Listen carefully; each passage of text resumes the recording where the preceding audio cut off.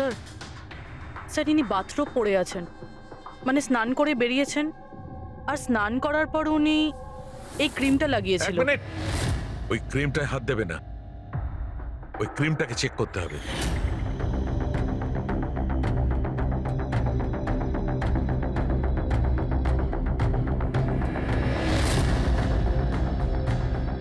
আরে এ তো কিছুই হলো না। হবে পঙ্কজ, ওয়েট।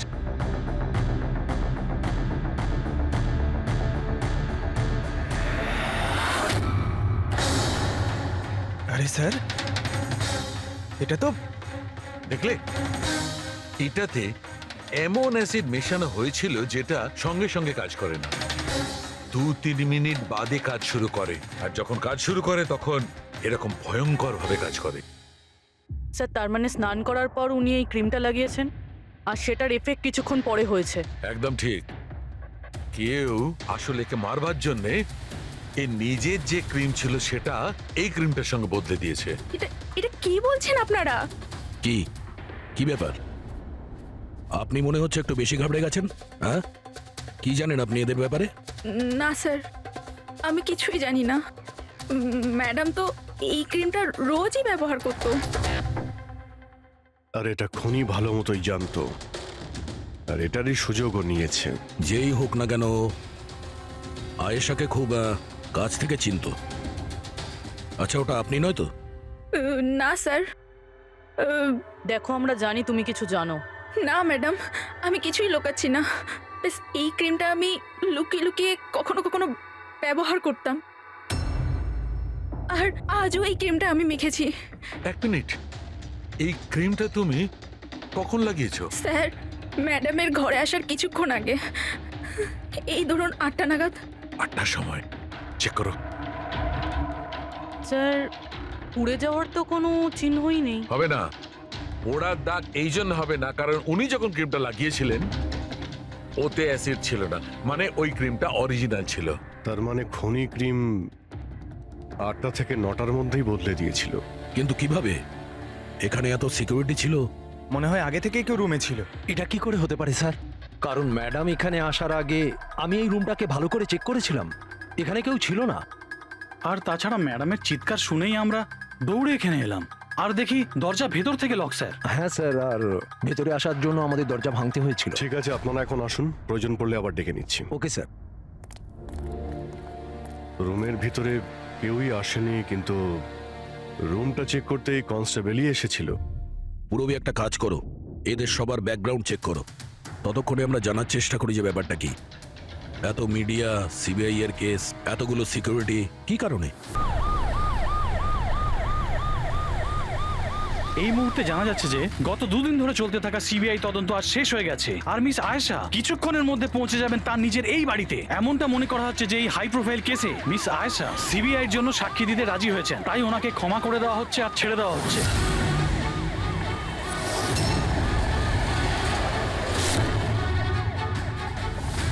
ম্যাম, এটা কি সত্যি যে আপনি সিবিআই এর জন্য সাক্ষী দিতে রাজি হয়েছেন? ম্যাম, পুলিশ আপনাকে নিজের থেকে সিকিউরিটি দিচ্ছে নাকি সিবিআই? ম্যাম, এটা কি সত্যি যে আপনার কাছে উপযুক্ত প্রমাণ আছে? আপনি কোর্টে সাক্ষী দিতে চলেছেন? ম্যাম, সত্যি ইনি হলেন মিস আয়েশা, যিনি এত কড়া নিরাপত্তার মধ্যে নিজের বাড়ির ভিতরে ঢুকে গেলেন কোনো প্রশ্নের উত্তর না দিয়ে।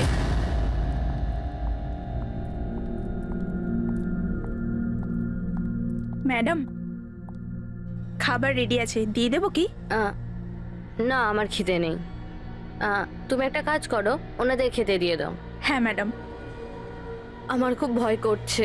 এ কি কথা বলছেন আপনি? কিসের ভয় পাচ্ছেন? ওরা যদি আমাকে মেরে ফেলার চেষ্টা করে? ম্যাডাম, আপনার কিচ্ছু হবে না। আপনার সুরক্ষার জন্যই আমরা আপনার সাথে আছি। আমি একটা কাজ করছি, প্রথমে ওপরে গিয়ে আপনার রুমটা চেক করছি।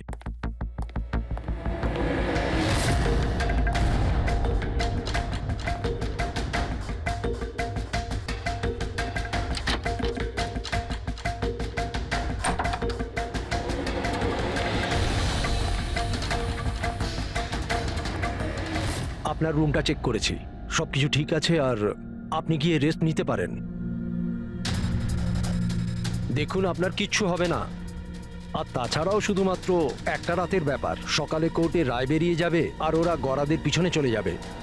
You just relax.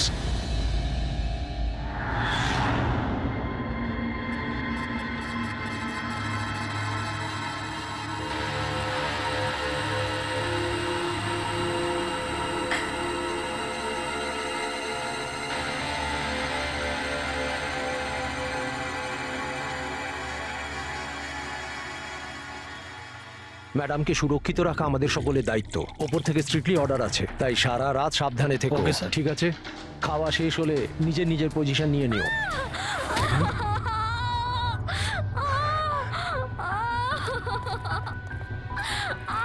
Madam, madam, madam, madam দরজা খুলুন, ম্যাডাম দরজা খুলুন, দরজাটা খুলুন ম্যাডাম।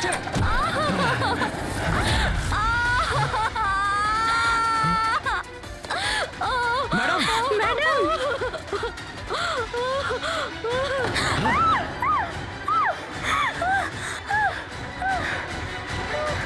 ও শিট।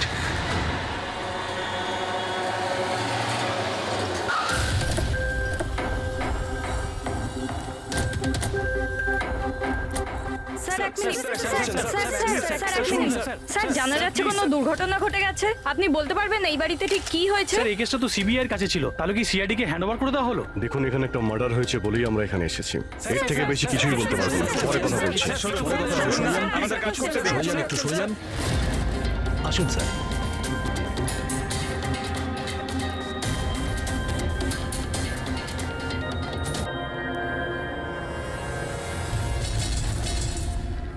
ওর মুখটা আর হাতটা তো একদম পুড়ে গেছে।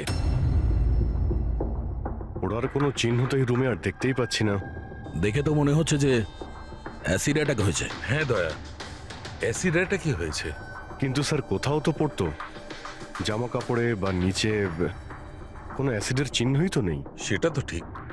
স্যার, স্যার ইনি বাথরুম পড়ে আছেন, মানে স্নান করে বেরিয়েছেন, আর স্নান করার পর উনি এই ক্রিমটা এক লাগিয়েছিল। মিনিট, ওই ক্রিমটায় হাত দেবে না, ওই ক্রিমটাকে চেক করতে হবে।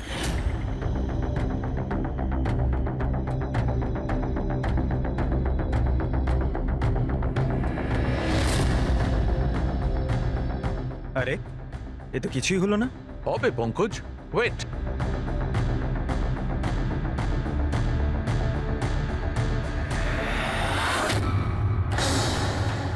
আরে স্যার, এটা তো দেখলে, এটাতে এমন অ্যাসিড মেশানো হয়েছিল যেটা সঙ্গে সঙ্গে কাজ করে না, 2-3 মিনিট বাদে কাজ শুরু করে। আর যখন কাজ শুরু করে তখন এরকম ভয়ঙ্কর ভাবে কাজ করে। স্যার তার মানে স্নান করার পর উনি এই ক্রিমটা লাগিয়েছেন, আর সেটার এফেক্ট কিছুক্ষণ পরে হয়েছে। একদম ঠিক। কেউ আসলে একে মারবার জন্যে এর নিজের যে ক্রিম ছিল সেটা এই ক্রিমটার সঙ্গে বদলে দিয়েছে। এটা এটা কি বলছেন আপনারা? কি কি ব্যাপার? আপনি মনে হচ্ছে একটু বেশি ঘাবড়ে গেছেন। হ্যাঁ, কি জানেন আপনি এদের ব্যাপারে? না স্যার, আমি কিছুই জানি না। ম্যাডাম তো এই ক্রিমটা রোজই ব্যবহার করতো।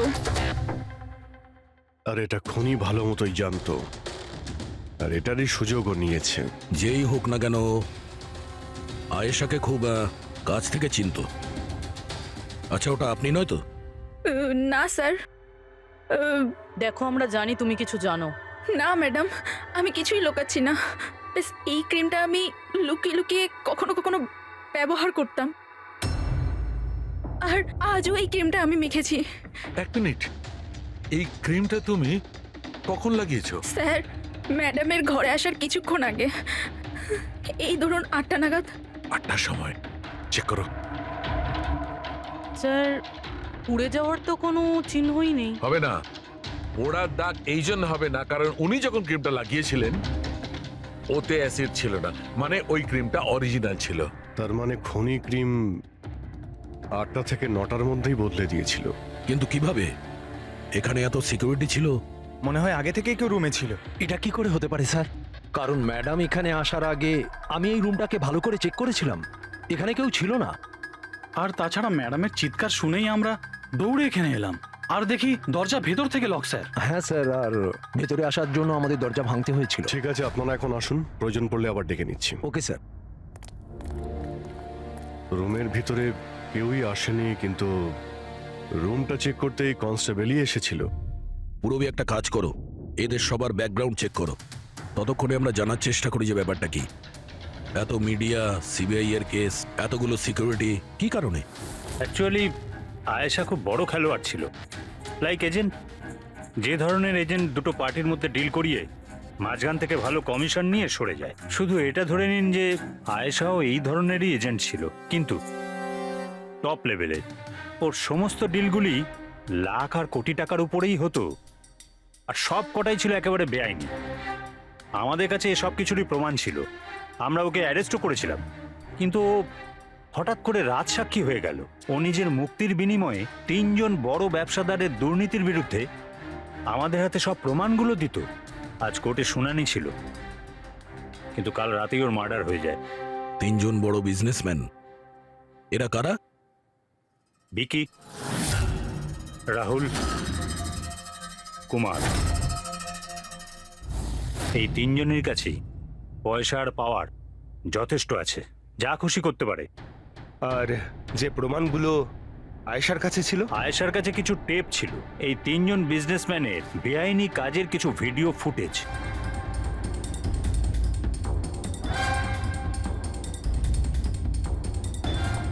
তার মধ্যে কুমারের একটা ক্লিপ আমাদের কাছে আছে, এই দেখো দয়া। চিয়ার্স। টাকাটা কবে ট্রান্সফার করছেন মিস্টার কুমার?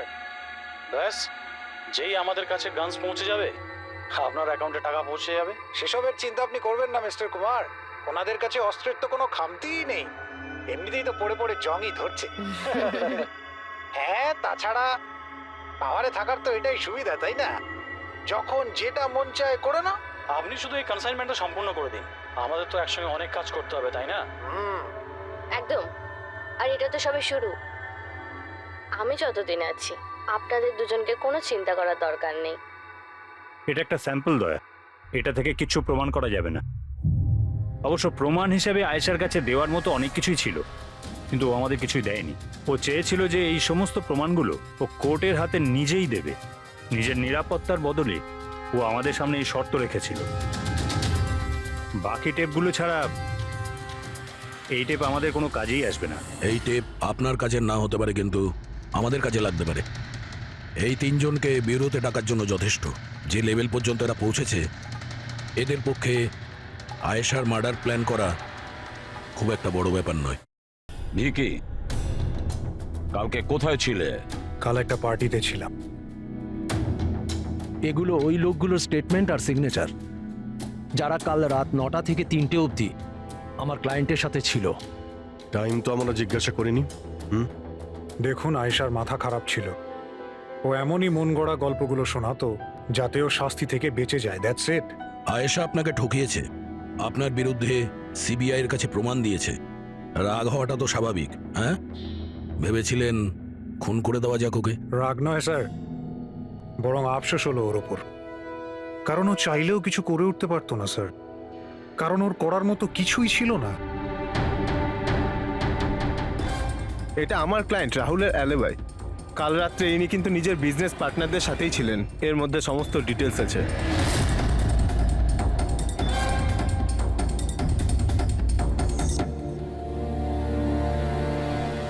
আমার মনে হয় না যে আপনাদের কিছু জানার আছে বলে।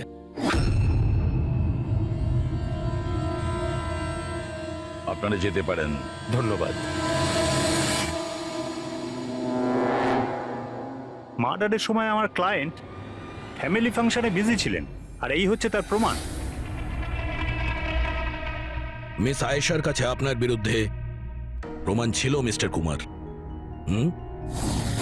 আর এমন প্রমাণ যা আপনাকে বরবাদ করে দেওয়ার জন্য যথেষ্ট। আয়েশা খুবই চালাক মেয়ে, ভালো হয়েছে মারা গেছে, নাহলে আমি ওকে মেরে ফেলতাম। মারতেন না মেরে ফেলেছেন? না স্যার, আমি ওকে মারিনি, কিন্তু ওই মানুষটাকে আমি নিশ্চয়ই থ্যাঙ্কস বলবো যে আমার মনের ইচ্ছেটাকে পূরণ করেছে। আপনি যেতে পারেন, তবে খুব তাড়াতাড়ি দেখা হবে। Thank you.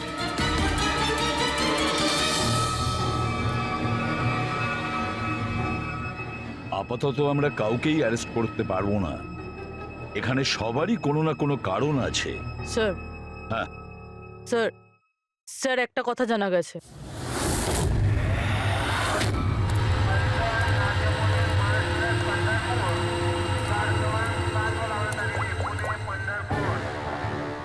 হ্যালো, হ্যাঁ, সব কিছু তৈরি। একটা কথা মনে রেখো, কোনো ভুলভ্রান্তি যেন না হয়। এই তো দাদা, চলে আসুন, বাস ছাড়বে, বাস ছাড়বে।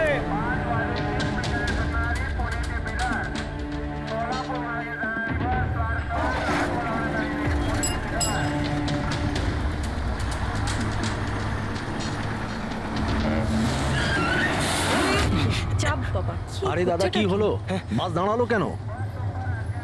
আরে বাসের সামনে কেউ গাড়ি দাঁড় করিয়ে দিয়েছে দাদা। মাঝ রাস্তায়?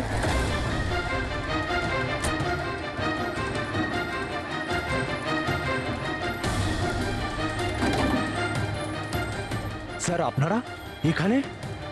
শহর ছাড়ার খুব তাড়া দেখছি তোর, হ্যাঁ? অনেক প্রশ্নের উত্তর দিতে হবে তোকে। চল চল। স্যার, আমি কি করেছি স্যার? স্যার, আমার কথাটা তো শুনুন স্যার। স্যার, আমাকে কেন ধরছেন স্যার? স্যার স্যার কি করছেন স্যার? আমাকে কেন ধরছেন? আমি তো ছুটি নিয়ে দেশে যাচ্ছি স্যার। তোর রেকর্ড আমরা চেক করেছি। তুই তো আমাদের বলিসনি, হ্যাঁ, যে আয়েশার আগে তুই মিস্টার কুমারের জেট সিকিউরিটিতে ছিলি? হ্যাঁ স্যার, ওটাই তো আমার কাজ। হুম। আর আপনি তো জানেন যে সরকার আমাদের যেখানে পাঠায় সেখানে যেতে হয়। তোমার মোবাইলে কুমারের কল একবার নয় 3 বার, আয়েশার মার্ডারের ঠিক আগে। এটাও একটা কাজ। আপনারা ঠিক বলেছেন স্যার। কুমার আমাকে কল করেছিল, ও আয়েশা ম্যাডামের সঙ্গে কথা বলতে চাইছিল, কিন্তু আমি বারণ করেছিলাম স্যার। ও আমাকে টাকার লোভও দেখিয়েছিল, কিন্তু আমি তবুও কথা বলাইনি। প্রথমে দুবার বারণ করেছিলি তুই, আর তারপর রাজি হয়ে গেলি তুই, হ্যাঁ? ম্যাডাম, এই কুমার স্যার আবার ফোন করছেন। হ্যাঁ, আমাকে কোনো বিপদের ব্যাপারে বলতে চাইছে। ফোনটা দাও। এই নিন। হ্যাঁ বলো। আমি জানতে পারলাম তুমি আমার জন্য চিন্তা করছো, কোনো বিপদ থেকে আমাকে উদ্ধার করতে চাইছো। How strange. আমি বলে দিচ্ছি, আমি তোমাকে খুব ভালো মতো চিনি। আর এই সমস্ত কার্যকলাপ না তুমি অন্য কারোর সাথে করো। আর এমনিতেও যদি আমি জেলে যাই, এই টাকাগুলো নিয়ে আমি কি করব? আচার দেবো? এই টাকাটা না তুমি তোমার কাছেই রাখো, এটা তোমারই সাহায্যে লাগবে। কোনো দরকার নেই এই ফোনটা আমাকে দেওয়ার। আমার সাথে গেম খেলার চেষ্টা করে যাচ্ছে, আর তুমি ওকে সাহায্য করছো। আমি কোথায় ম্যাডাম? আপনাকে সাহায্য করছিলাম তো। ঠিক আছে থাক, শুধু এইটুকুনি জেনে রেখো, তুমি যদি ওকে সাহায্য করো না, রক্ষা পাবে না। আমি সিবিআই কে বলে দেবো, যদি আমার কিছু হয় তাহলে সবার প্রথমে তোমাকেই অ্যারেস্ট করবে। তুই গেছিলি না আয়েশার ঘরে ঠিক ওর রুমে ঢোকার আগে? ওর বিউটি ক্রিমটাকে অ্যাসিড ক্রিমে বদলাতে খুব বেশি সময় লাগেনি নিশ্চয়ই, তাই না? এ আপনি কি বলছেন স্যার? আমার কথা বিশ্বাস করুন, আমি সত্যি বলছি। যদি তুই সত্যি কথাও বলিস না, তাহলেও এই কেস যতক্ষণ না সলভ হচ্ছে তুই আমাদের হেফাজতে থাকবি, বুঝলি? এখন চল, নিয়ে চল ওকে, চল চল। আরে স্যার স্যার স্যার স্যার, আমি কিছু করিনি স্যার, ছেড়ে দিন স্যার, প্লিজ স্যার। হ্যাঁ পুরবি, বলো। স্যার, ওই ফুটেজটা যেটা ও সিবিআই কে পাঠিয়েছে, সেটা ওই ঘর থেকেই শুট করা হয়েছে যেখানে ওর খুন হয়েছিল। তার মানে আয়েশার বেডরুমে? হ্যাঁ স্যার, ওরই বেডরুমে। আসলে এই ফুটেজটা 1 বছর আগের, ফার্নিচার বদলানো হয়েছিল তাই বোঝা যাচ্ছিল না। Are you sure? স্যার 100%, এটা সেই ঘরটাই। হ্যাঁ, একটা ভাইটাল ইনফরমেশন দিলে Purabi. Thank you so much. Purabi বলল যে আয়েশা মিনিস্টার আর মিস্টার কুমারের স্টিংটা ওই রুমেই করেছে। আর যদি এটাই হয়, ক্যামেরা ওই ঘরেই কোথাও লুকানো আছে। তার মানে ক্যামেরা এখনো ওখানেই আছে।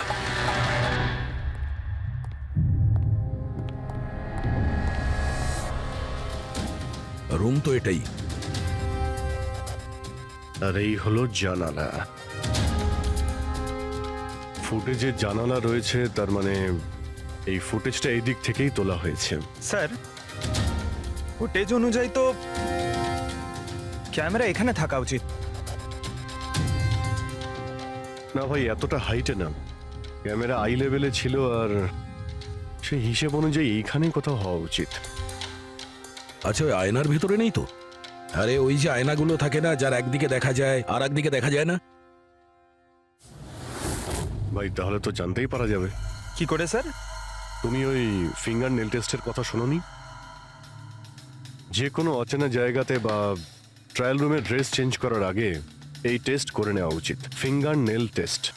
তোমার যে নখ রয়েছে সেটা তুমি কাঁচের মধ্যে লাগাও, আর তোমার রিফ্লেকশনে যে নখ আছে আর তোমার যে নখ রয়েছে তার মধ্যে যদি গ্যাপ থাকে তাহলে সেটা আসল, আর যদি গ্যাপ না থাকে তাহলে সেটা নকল ওয়ান ওয়ে, যেমন এই মিররটা।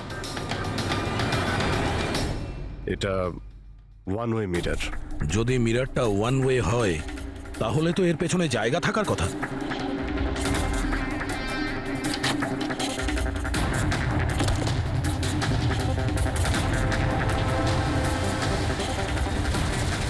অভিজিৎ,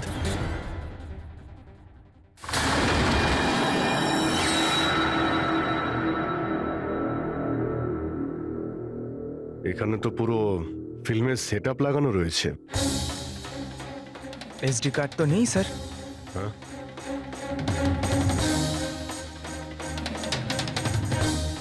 লকার খালি। স্যার মনে হয় টেপটা এখানেই রাখতাম। এই জায়গা থেকেও বড় বড় লোকের কেলেঙ্কারি রেকর্ড করেছে, আর এই জায়গায় ব্যবহার করে খুনি ওকে খুন করে দিয়েছে। হতে পারে এই ওয়ান ওয়ে মিরর দিয়ে ওকে ছটপট করে মরতে দেখেছে ও। স্যার তার মানে আমরা যখন ওখানে লাশের সঙ্গে ছিলাম তখনও এখানে ছিল।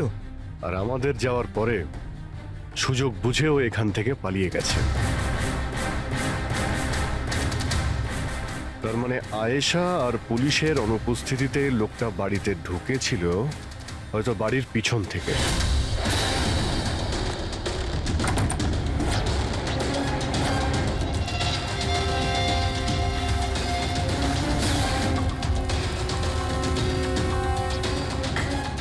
ও আয়েশার বিউটি ক্রিমটাকে সরিয়ে বিষাক্ত ক্রিমটা রেখে দেয়, আর তারপর ভিতরে ঢুকে বসে থাকে। তার মানে ও চোখের সামনে আয়েশা ওই ক্রিমটা লাগিয়েছে, আর একটু বাদে ছটফট করতে করতে মরে গেছে। তারপর পুলিশ আর রাখি এখানে আসে, তখনও ভেতরে ছিল। তারপর আমরা এখানে এসেছি, তখনও ও ভেতরে ছিল। তারপর রাত্রে সুযোগ পেতেই ও টেপগুলো নিয়ে এখান থেকে পালিয়ে গেছে। মনে হচ্ছে ওই রাস্তা দিয়েই। কিন্তু স্যার মেইন গেটে তো পুলিশ দাঁড়িয়ে ছিল, ও মনে হয় পেছন থেকেই পালিয়েছে। এমন তো কিছু নয় স্যার, কিন্তু হ্যাঁ স্যার, প্রায় ধরুন মাঝরাতের দিকে গাড়ির চাকার এরকমই একটা আওয়াজ শুনতে পেয়েছিলাম। শব্দটা কোথা থেকে হয়েছিল মনে আছে তোমার? এই তো স্যার, এই পেছনের দিক থেকে। কিন্তু একবারই পেয়েছিলাম স্যার, আর দ্বিতীয়বার শুনিনি স্যার। ঠিক আছে, থ্যাংক ইউ।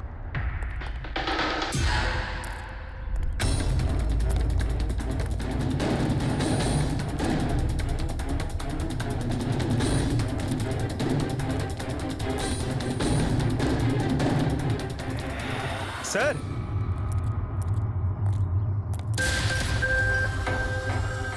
স্যার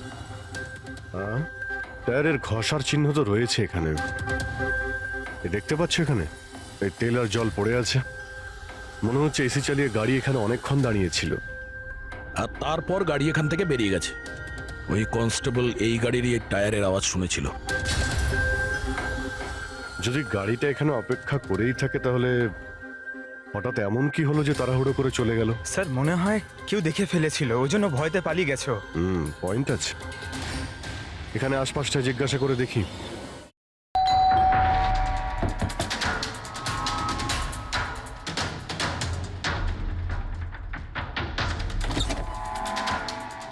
নমস্কার। নমস্কার। নমস্কার, আমরা সিআইডি অফিসার্স। সিআইডি? ম্যাম, কালকে রাত্রে আপনি এখানে কিছু কিছু অদ্ভুত দেখেছিলেন বা শুনেছিলেন, এমন কিছু যা আগে কখনো ঘটেনি? হ্যাঁ, দেখে তো ছিলাম। অনেক রাত পর্যন্ত আমি ঘুমোতে পারিনি। আর রাতে আমি দেখলাম বাড়ির সামনে একটা বড় গাড়ি পার্ক করা আছে, কিন্তু ওটা আমাদের সোসাইটির কারণ নয়। অনেক রাত পর্যন্ত গাড়িটা কিন্তু ওখানেই ছিল। কোন গাড়ি ছিল আপনার মনে আছে কিছু? দেখুন, গাড়ির ব্যাপারে তো আমি বিশেষ কিছু তো জানি না, কিন্তু ওটা HX9 ছিল, কারণ আমার ছেলের কাছেও ওই একই গাড়ি আছে। I see. আরো একটা কথা, যতক্ষণ ওই গাড়িটা ওখানে দাঁড়িয়ে ছিল না, গাড়ির ইঞ্জিনটা চালুই ছিল, আর ভিতরে একজন বসেও ছিল। আমি এটা দেখছিলাম, আর তখনই ওখানে কাউকে একটা আসতে দেখলাম আমাদের আয়েশার বাড়ির দিক থেকে। ওর হাতে কিন্তু একটা ব্যাগও ছিল।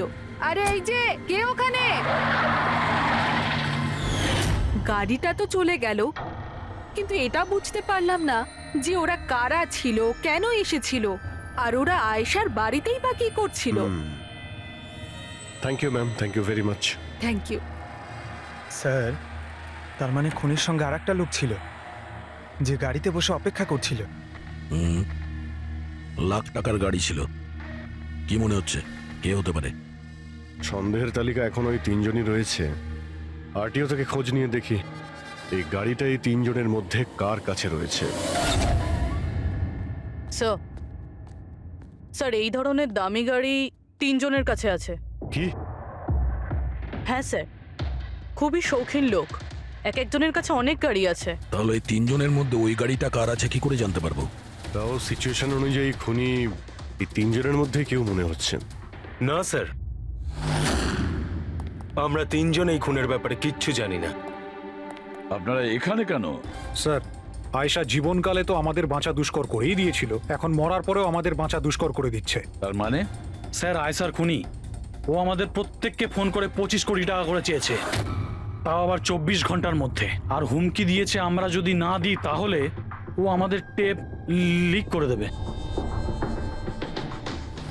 এর মানে হচ্ছে আমাদের মার্ডারের সঙ্গে কোনো সম্পর্ক নেই।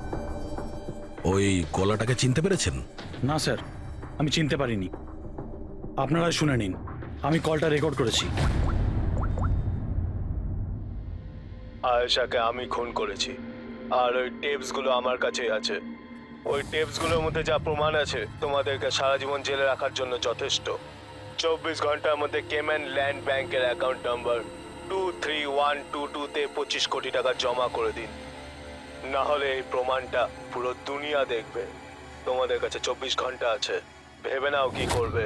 ওকে ট্রেস করো, দেখো কোথা থেকে ফোন এসেছে, কে ফোন করেছিল, দেখো কোনো ডিটেলস পাওয়া যায় কিনা।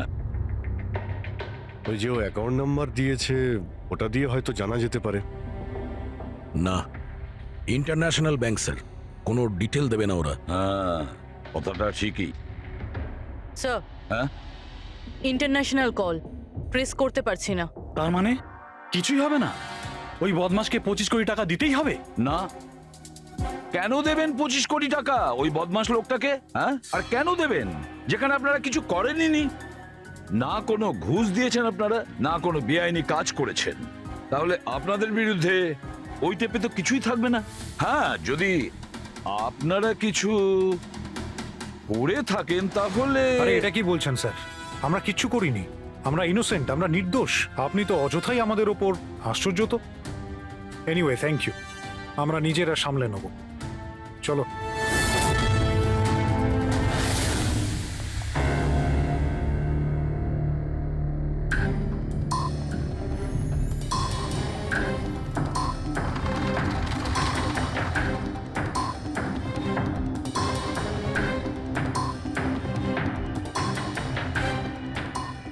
সারিকা, এই রুমটাকে খুব ভালো করে চেক করতে হবে। খুনি এখানে ঘন্টার পর ঘন্টা ছিল, তার মানে এখানে কোনো না কোনো জিনিস নিশ্চয়ই পাবো আমরা, যেটা দিয়ে ওর ডিএনএ টেস্ট করা সম্ভব। ওর চুল, ওর নখ, যা কিছু।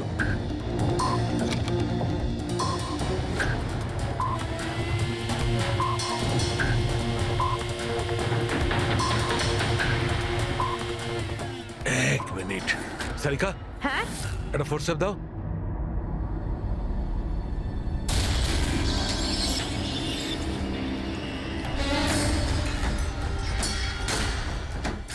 মাই গড, সারিকা এই দেখো। Contact lenses. Yes, contact lens. কিন্তু কিন্তু আয়েশার চোখ তো একদম ঠিক ছিল। আমি নিজেও রিপোর্টস চেক করেছি, না ও চশমা পরতো আর না কন্ট্যাক্ট লেন্স। তবে এই কন্ট্যাক্ট লেন্সটা কার হতে পারে? খুনির? না না, খুনির হতে পারে না। একটা চোখের কন্ট্যাক্ট লেন্স খুলে যাবে আর কেউ জানতে পারবে না, এটা ইম্পসিবল। দেখান তো একটু।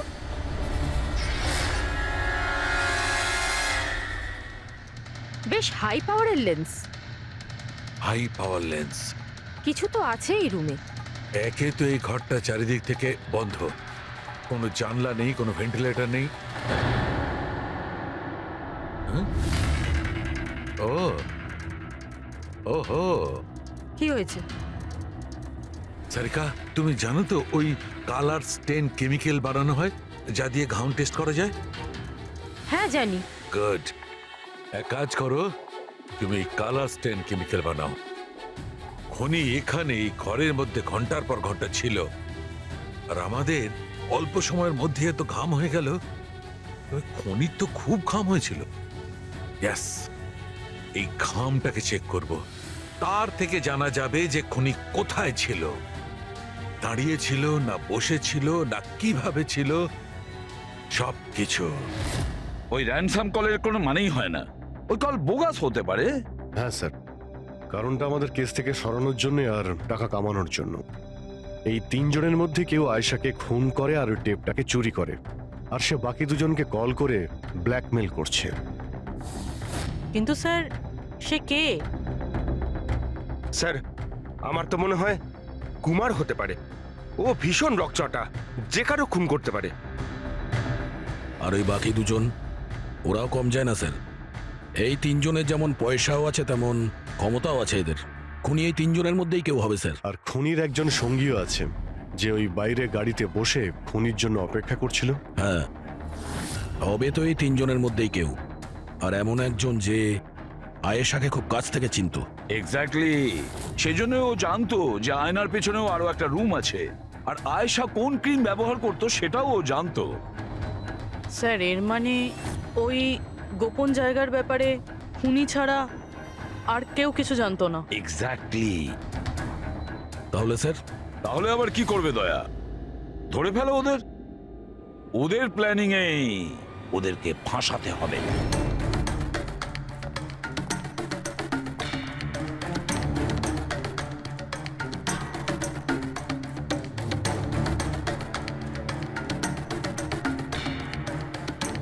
আমাদেরকে এখানে কেন ডাকলো?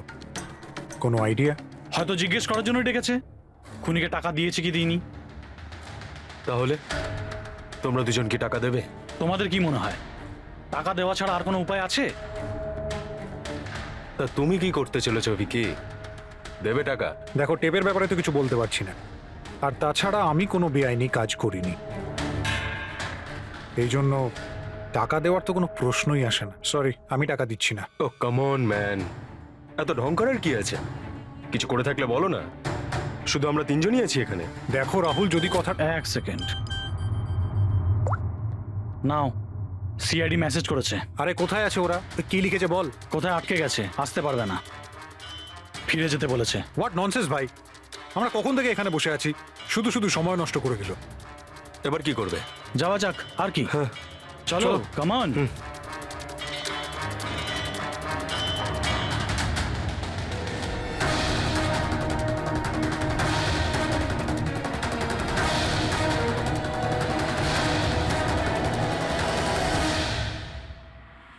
এই সে।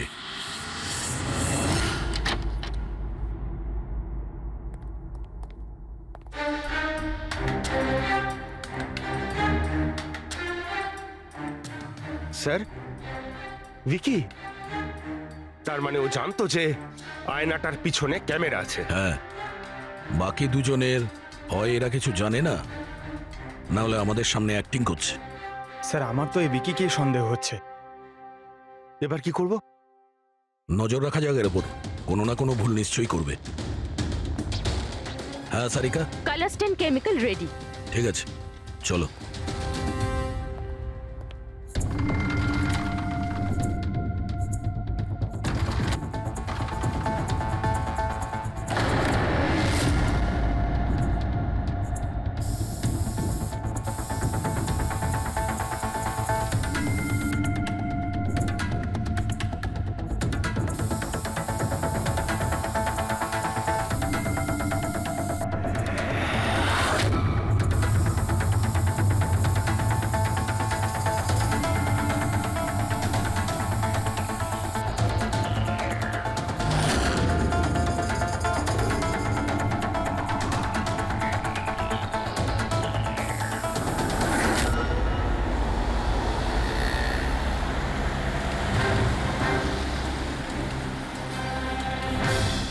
আরে স্যারও যাচ্ছেটা কোথায়?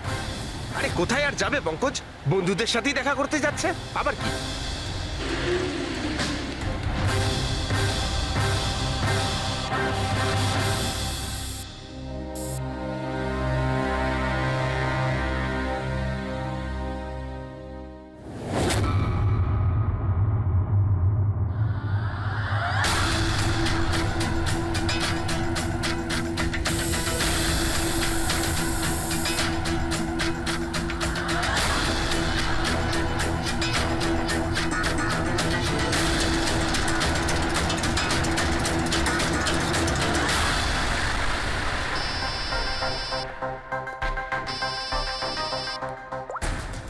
হ্যাঁ সারিকা বলো।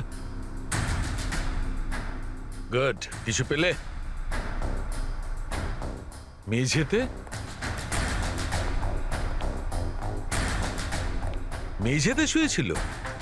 মেঝেতে কেন? ওকে ওকে, ঠিক আছে সারিকা, আমি তোমাকে পরে ফোন করছি। বাই। ওই 2 দিন আগে আমি 1124 লাস্টটা এনেছিলাম। হ্যাঁ স্যার। কোথায় ওটা? ওর মুখটা দেখতে হবে। এই যে স্যার।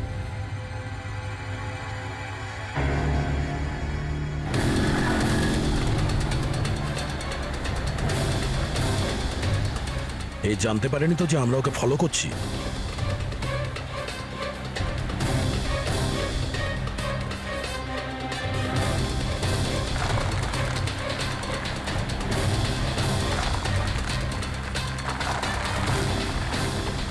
স্যার, এটা সত্যি সত্যি বাড়িতে ঢুকে গেল। ভেবেছিলাম ও কোনো বন্ধুর সাথে দেখা করবে। হ্যাঁ অভিজিৎ। কি? ডক্টর সালুকে বলে দিয়েছেন যে খুনি কে? কে? ও হ্যাঁ, আমরা এই উইকিকে ফলো করতে করতে ওর বাড়ির কাছে পৌঁছে গেছি। ঠিক আছে, আমরা ওয়েট করছি। অভিজিৎ আসছে।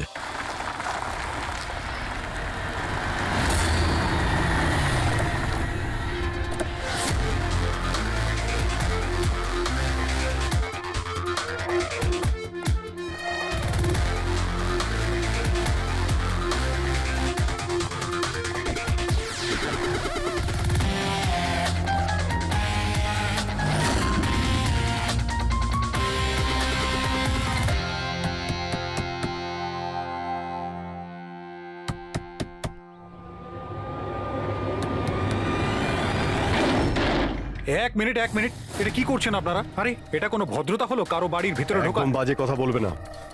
আমরা সত্যিটা জেনে গেছি। কোথায় লুকিয়ে রেখেছো ওকে? দেখুন, আপনি আমার কথা শুনুন, আপনার কোথাও ভুল হচ্ছে। আমি কিচ্ছু করিনি। আমি না আয়েশাকে খুন করেছি আর না এখানে কাউকে লুকিয়ে রেখেছি।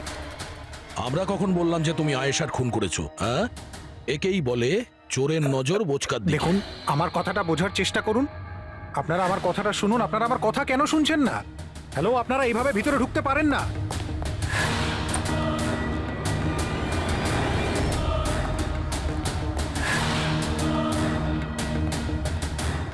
এখানে তো কেউ নেই।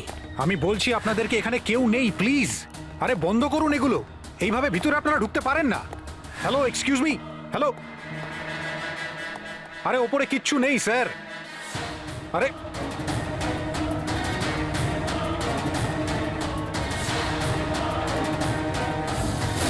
প্লিজ দেখুন, এখানে কিচ্ছু নেই, কেউ নেই এখানে। আরে আপনারা তো আমার কোনো কথাই শুনছেন না। আজব তো, কখন থেকে বলছি এখানে কেউ নেই। আরে কেউ নেই এখানে। হ্যালো স্যার,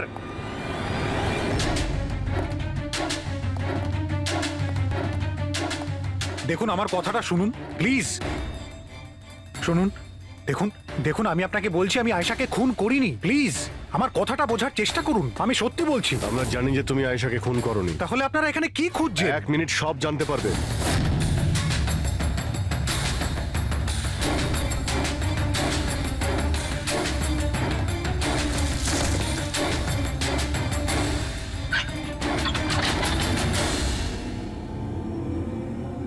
স্যার আসুন। আয়েশা দেবী, আপনার খেলা শেষ, চলে আসুন। সালুমকে স্যার আগেই বলে দিয়েছিল তুমি বেঁচে আছো। আসলে আমি ওর চোখটা চেক করব।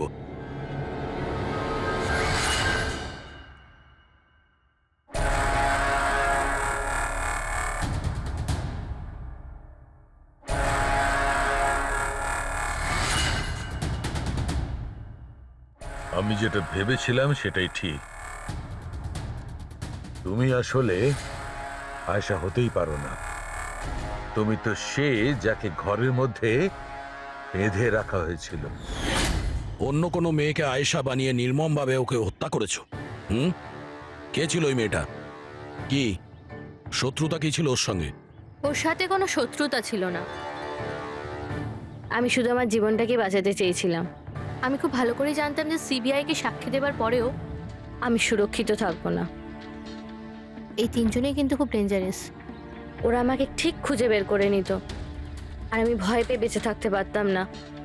তাই আমার সামনে একটাই রাস্তা ছিল, নিজের মরে যাওয়ার মিথ্যে অভিনয় করে সারাটা জীবনের মতো উধাও হয়ে যাওয়া। এই পরিকল্পনাটা আমরা দুজনে মিলে বানিয়েছিলাম। ওই মেয়েটা একটা স্ট্রাগলিং অ্যাক্ট্রেস ছিল। ওকে আমরা ইন্টারনেটের কোনো অনলাইন কাস্টিং এজেন্সি থেকে খুঁজে বার করেছি। রিয়া নাম ছিল ওর। ওকে এই জন্যই সিলেক্ট করেছিলাম কারণ ওর হাইট, ওয়েট সব কিছুই আয়েশার মতো ছিল। আমরা ওকে মিথ্যে মিটিংয়ের অজুহাতে বাড়িতে ডাকি, আর ওকে অজ্ঞান করে দিই, আর ওকে বেঁধে ওই গুপ্ত রুমে রেখে দিই।